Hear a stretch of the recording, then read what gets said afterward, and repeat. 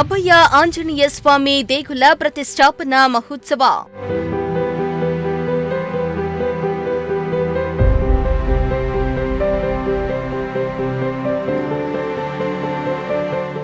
ಸಹಸ್ರಾರು ಸಂಖ್ಯೆಯಲ್ಲಿ ಭಕ್ತರು ಆಗಮಿಸಿ ಪೂಜೆ ನೆರವೇರಿಸಿದರು.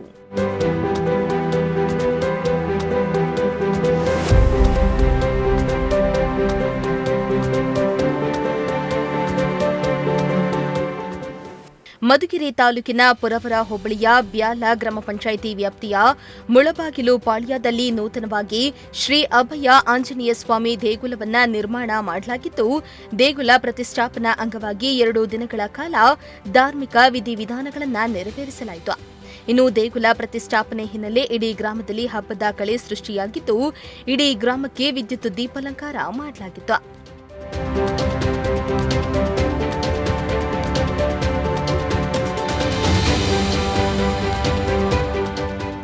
ಇನ್ನು ಅಭಯಾಂಜನೇಯ ಸ್ವಾಮಿಯ ಪ್ರತಿಷ್ಠಾಪನಾ ಕಾರ್ಯಕ್ರಮದ ಅಂಗವಾಗಿ ಭಾನುವಾರ ಸ್ಥಿರಬಿಂಬ ಪ್ರತಿಷ್ಠಾಪನೆ, ನೂತನ ಗೋಪುರ ಕಳಶ ಪ್ರತಿಷ್ಠಾಪನೆ, ಆಂಜನೇಯ ಸ್ವಾಮಿ ಉತ್ಸವ ವಿಗ್ರಹ ಚರ ಪ್ರತಿಷ್ಠಾಪನಾ ಕಾರ್ಯಕ್ರಮವನ್ನು ಶ್ರದ್ಧಾ ಭಕ್ತಿಯಿಂದ ನೆರವೇರಿಸಲಾಯಿತು. ಕಾರ್ಯಕ್ರಮದಲ್ಲಿ ಮಾತನಾಡಿದ ಗ್ರಾಮ ಪಂಚಾಯಿತಿ ಅಧ್ಯಕ್ಷೆ ರಾಧಮ್ಮ, ಈ ಗ್ರಾಮ ತೀವ್ರ ಹಿಂದುಳಿದಿದ್ದು ಒಂದು ಸಮುದಾಯ ಭವನ ಹಾಗೂ ದೇವಸ್ಥಾನ ಇರಲಿಲ್ಲ. ಇಡೀ ಗ್ರಾಮಸ್ಥರು ಒಂದು ಕುಟುಂಬದಂತೆ ಒಗ್ಗೂಡಿ ಈ ದೇವಸ್ಥಾನದ ಅಭಿವೃದ್ಧಿಗೆ ಶ್ರಮಿಸಿದ್ದಾರೆ. ಜಾತಿ ಮತ್ತು ಪಕ್ಷ ಭೇದವಿಲ್ಲದೆ ಧಾರ್ಮಿಕ ಕಾರ್ಯವನ್ನ ಯಶಸ್ವಿಯಾಗಿ ನೆರವೇರಿಸಿದ್ದಾರೆ ಎಂದಿದ್ದಾರೆ. ನನ್ನ ಹೆಸರು ರಾಧಮ್ಮ ಎಂಬೆನು. ನಮ್ಮೂರಲ್ಲಿ ಒಂದು ದೇವರ ಶ್ರೀ ಅಭಯಾಂಜನೇಯ ಸ್ವಾಮಿ ದೇವಸ್ಥಾನ ಪ್ರತಿಷ್ಠಾಪನೆ ಇದೆ. ನಾನು ಬ್ಯಾಲೆ ಗ್ರಾಮ ಪಂಚಾಯತಿ ಅಧ್ಯಕ್ಷರು. ಸದ್ಯಕ್ಕೆ ನಮ್ಮೂರಲ್ಲಿ ಶ್ರೀ ಅಭಯಾಂಜನೇಯ ದೇವಸ್ಥಾನದ ಪ್ರತಿಷ್ಠಾಪನೆ ಇಟ್ಕೊಂಡಿದ್ದೀವಿ.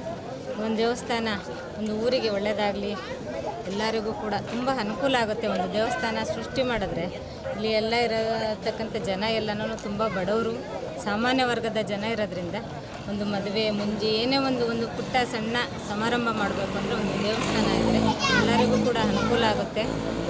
ಒಂದು ದೇವಸ್ಥಾನಕ್ಕೆ ಇಡೀ ಊರಿನ ಜನತೆ, ಅದರಲ್ಲೂ ಕೂಡ ಯುವ ಜನತೆ ಅಂತೂ ನನಗೆ ತುಂಬಾ ಸಪೋರ್ಟ್ ಮಾಡಿ ಒಂದು ದೇವಸ್ಥಾನದ ಅಭಿವೃದ್ಧಿಗೆ ಎಲ್ಲರೂ ಕೂಡ ಸಹಕಾರ ಮಾಡಿದ್ದಾರೆ. ಎಲ್ಲರೂ ಕೂಡ ತಮ್ಮ ಕೈಲಾದಷ್ಟು ಮಟ್ಟಿಗೆ ಧನ ಹಣ ಅವ್ರಿಗೆ ಏನೇನು ತೋಚುತ್ತೆ ಅವರ ಇಚ್ಛೆ ಅಂತಲೇ ಏನೇನು ಬೇಕೋ ಎಲ್ಲ ಕೂಡ ನಾನು ಸಹಾಯವನ್ನು ಮಾಡಿ ಒಂದು ದೇವರ ಒಂದು ದೇವಸ್ಥಾನದ ಅಭಿವೃದ್ಧಿಗೆ ಎಲ್ಲರೂ ಕೂಡ ಎಲ್ಲರೂ ಕೂಡ ಶ್ರಮಿಸಿದ್ದಾರೆ. ತಿಮ್ಮಣ್ಣ ಅಂತ ನಾನು ಇದೇ ಗ್ರಾಮದವರು. ನಾನು ವಕೀಲ ವೃತ್ತಿ ಮಾಡ್ತಾ ಬೆಂಗಳೂರಲ್ಲಿ. ಯಾವುದು ಇಲ್ಲಿ ಸರ್, ಇದು ತುಮಕೂರು ಡಿಸ್ಟಿಕ್ಕು ಮಧುಗಿರಿ ತಾಲೂಕು ಪುರವರ ಹೋಬಳಿ ಬ್ಯಾಲ್ಯ ಗ್ರಾಮ ಪಂಚಾಯಿತಿ ಇಲ್ಲಿ ಬರುತ್ತೆ. ಒಂದು ಸಣ್ಣ ಹಳ್ಳಿ ಮುಳಬಾಗಿಲು ಅಂತ. ನಮ್ಮ ಊರಿನಲ್ಲಿ ಒಂದು ಆಂಜನೇಯ ಸ್ವಾಮಿ ದೇವಸ್ಥಾನ ಇರಲಿಲ್ಲ. ಸೊ ಈ ದೇವಸ್ಥಾನನ ಪ್ರತಿಷ್ಠಾಪನೆ ಮಾಡಬೇಕನ್ನೋದು ನಮ್ಮ ಊರಿನ ಎಲ್ಲ ಜನರ ಆಶೆಯಾಗಿತ್ತು. ಆದರೆ ಅದನ್ನು ಕಾರ್ಯಗತಗೊಳಿಸಬೇಕಾದ್ರೆ ನಮ್ಮ ಜಿಲ್ಲೆಯಲ್ಲಿರುವಂಥದ್ದು ಬಡತನ, ನಿರುದ್ಯೋಗ ಸಮಸ್ಯೆ ಇತ್ತು.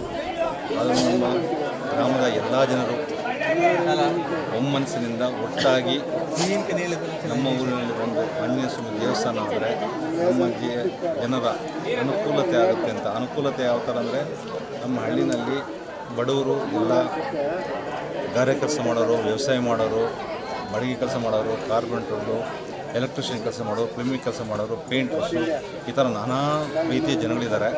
ಅವರೆಲ್ಲನೂ ಯಾವುದು ಚೋಲ್ಟ್ರುಗಳಲ್ಲಿ ಹೋಗಿ ಮದುವೆ ಮಾಡಿ ಅವರು ಇದು ಮಾಡ್ಕೊಳ್ಳೋದು ತುಂಬ ಕಷ್ಟ ಆಗಿದೆ, ಆರ್ಥಿಕವಾಗಿ ಕಷ್ಟ ಆಗಿರೋದು.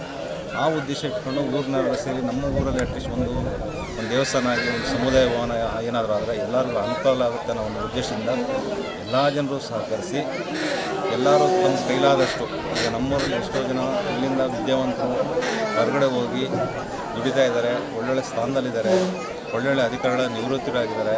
ಎಲ್ಲರೂ ಸಹಕಾರ ಮಾಡಿ ಅವರು ಕೈಲಾದಷ್ಟು ಧನ ಮನ ಎಲ್ಲ ಅರ್ಪಿಸಿ ಅವರು ಹಣ ಕೊಟ್ಟು ಕೆಲವು ಐಟಮ್ಸ್ ಕೊಡಿಸಿದ್ದಾರೆ, ಕೆಲವರು ಕಲ್ಲು ಕೊಡಿಸಿದ್ದಾರೆ, ಕೆಲವರು ಐಟಮ್ಸ್ ಕೊಡಿಸಿದ್ದಾರೆ. ಎಲ್ಲ ಕೊಡಿಸಿ ಈ ದೇವಸ್ಥಾನದ ಅಭಿವೃದ್ಧಿಗೆ ಎಲ್ಲ ಕಾರಣಕರ್ತರು. ಸಿದ್ದಪ್ಪ ಅಂತ ಹೇಳಿ ನಾನು ಇದೇ ಊರಲ್ಲಿ ಬೆಳೆದಿರೋ. ಬೇರೆ ಕಡೆ ಹೋಗಿ ಎಲ್ಲ ಕೆಲಸ ಮಾಡಿ, ಸರ್ಕಾರಿ ಕೆಲಸ ಮಾಡಿ ನಿವೃತ್ತಿಯಾಗಿ ಬಂದಿದ್ದು. ನಾನು ನಿವೃತ್ತಿ ಆದಮೇಲೆ ಈಗ ಈ ದೇವಸ್ಥಾನ ಹಿಡಿದು ಮತ್ತು ಈ ದೇವಸ್ಥಾನಕ್ಕೆ ನಮ್ಮ ಗ್ರಾಮಸ್ಥರು ಹಿರಿಯರು ಮುಖ್ಯ. ನಮಗೆ ಏನು ಹಿರಿಯರಿದ್ದಾರೆ, ಹಿರಿಯರು ಪಾಪ ತುಂಬ ಸಹಕಾರ ಕೊಟ್ಟಿದ್ದಾರೆ. ಅವರು ಏನು ಜನ ಇದು ಸಹಕಾರ ಕೊಟ್ಟಿಲ್ಲ, ಹುಡುಗರು ಪಾಪ ಯೂತ್ಸು, ನಮ್ಮ ಯೂತ್ಸ್ ಇದಾರಲ್ಲ ಒಗ್ಗಟ್ಟಾಗಿ ಕೆಲಸ ಮಾಡಿ ಬರೀ ಬೇರೆ ಬೇರೆ ಕಡೆ ಎಲ್ಲ ಇರೋರು ಸರ್ಕಾರಿ ನೌಕರೆಲ್ಲ ಹೆಲ್ಪ್ ಮಾಡಿದ್ದಾರೆ. ಈಗ ಇದು ಯಾವುದೇ ಸರ್ಕಾರಿ ಸವಲತ್ತಿಲ್ಲದೆ ಇಷ್ಟು ದೇವಸ್ಥಾನ ಕಟ್ಟಿರೋದು ನಮ್ಮ ಜೀವನ ಇದೇ ಫಸ್ಟ್ ಟೈಮ್ ಅನಿಸ್ತೈತಿ. ಇನ್ನು ಅಭಯ ಆಂಜನೇಯ ಸ್ವಾಮಿ ದೇಗುಲ ಪ್ರತಿಷ್ಠಾಪನಾ ಅಂಗವಾಗಿ ನಡೆದ ಧಾರ್ಮಿಕ ಕಾರ್ಯಕ್ರಮದಲ್ಲಿ ನೂರಾರು ಮಂದಿ ಭಕ್ತರು ಭಾಗಿಯಾಗಿದ್ದು ಪೂಜಾ ಕೈಂಕರ್ಯದಲ್ಲಿ ಭಾಗಿಯಾಗಿ ಇಷ್ಟಾರ್ಥ ಸಿದ್ಧಿಗೆ ಪ್ರಾರ್ಥಿಸಿದ್ರು. ಇನ್ನು ಸಹಸ್ರಾರು ಸಂಖ್ಯೆಯಲ್ಲಿ ಆಗಮಿಸಿದ್ದ ಭಕ್ತರಿಗೆ ಅನ್ನ ಸಂತರ್ಪಣೆಯನ್ನ ಏರ್ಪಡಿಸಲಾಗಿತ್ತು.